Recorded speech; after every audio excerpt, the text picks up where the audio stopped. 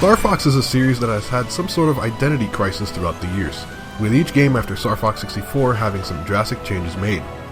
From moving outside of an R-Wing and adventure to the strategic battles of command, Star Fox has mixed up the formula many times. However, many consider Star Fox 64 to be the true Star Fox experience with its incredible space, land, and underwater combat. Enter Star Fox Zero, a game that seeks to revitalize the series by mixing plenty of familiar aspects of Star Fox 64 with brand new mechanics. The final result from the joint effort of Nintendo and Platinum Games is challenging, but rewarding to those that put the effort.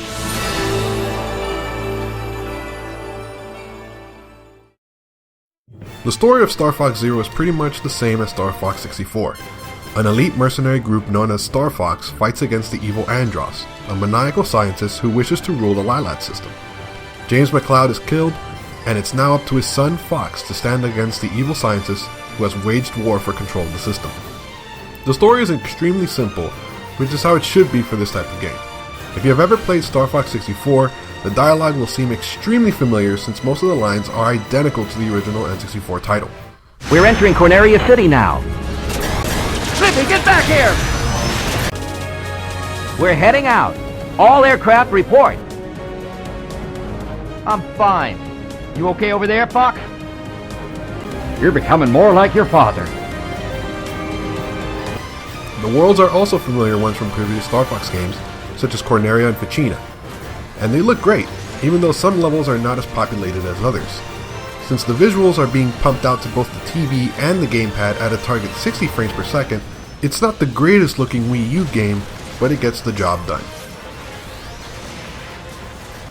The way you progress from level to level is similar to Star Fox 64, with multiple branching paths in the form of portals to keep the game feeling fresh.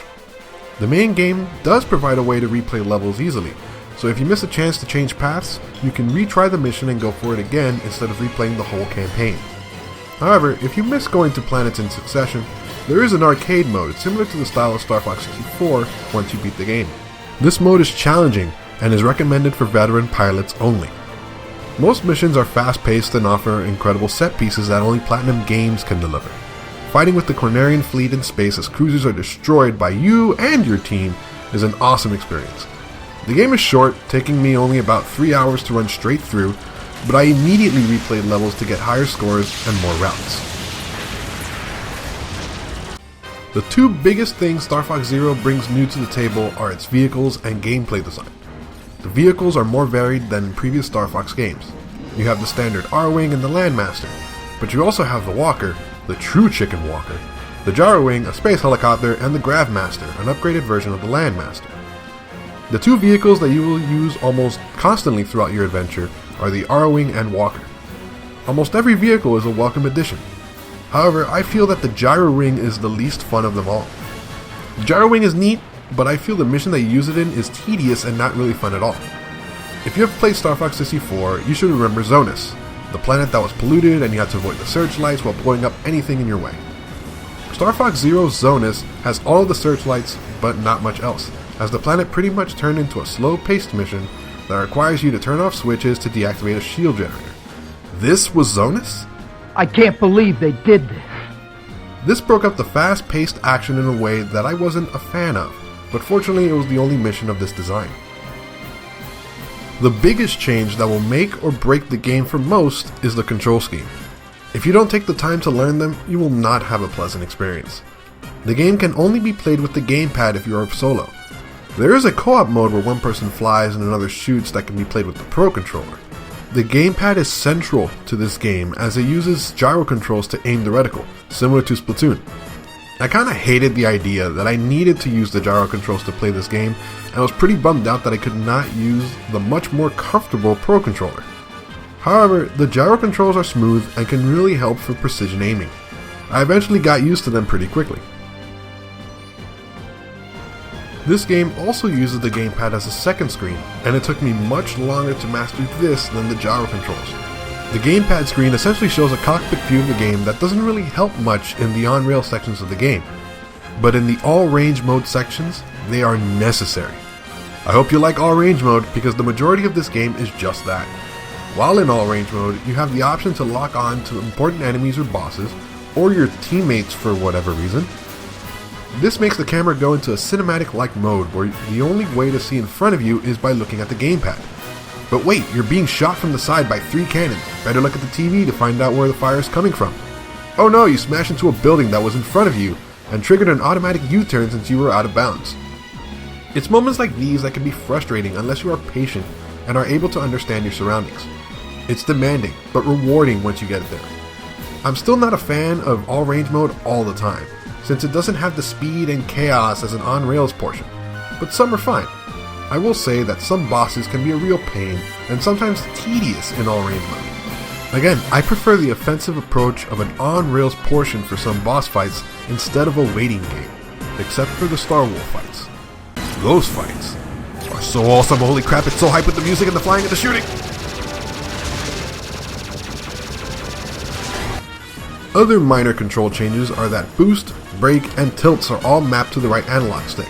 This annoyed me for a while since I would get accidental boosts and somersaults, and I couldn't stay consistent with barrel rolls and sharp turns. It's an odd design choice, and I would have preferred the tilts to be mapped to the L and R buttons instead. When I heard that a new Star Fox game was being made for the Wii U, I was excited. And that excitement was elevated even further when I heard that Platinum Games was involved. However, my expectations dropped a bit when I found out that the game relied heavily on gamepad use and motion controls. I feared that the game was being held back by the gamepad. When I began to play the game for myself and experience the controls for the first time, I was immediately reminded by The Wonderful 101, a game that relied on the gamepad, but it was a better game for it. Star Fox Zero is a game that easily falls into this category. The controls are something that players need to be patient with, even though there are some choices I heavily disagree with, such as key vehicle abilities like boost, brake, and barrel rolls being on an analog stick. After beating the game once, I immediately went to previous worlds, not only to unlock more levels, but to also use my experience to get better scores. I wanted to do better, and I eventually did. I understand that people will be intimidated because the controls and some mechanics are difficult to master, which is why I hope the next Star Fox game will adjust some controls, or at least give players the options to change them. But the game we have right now is a fun and rewarding experience, and I have high hopes for the next one.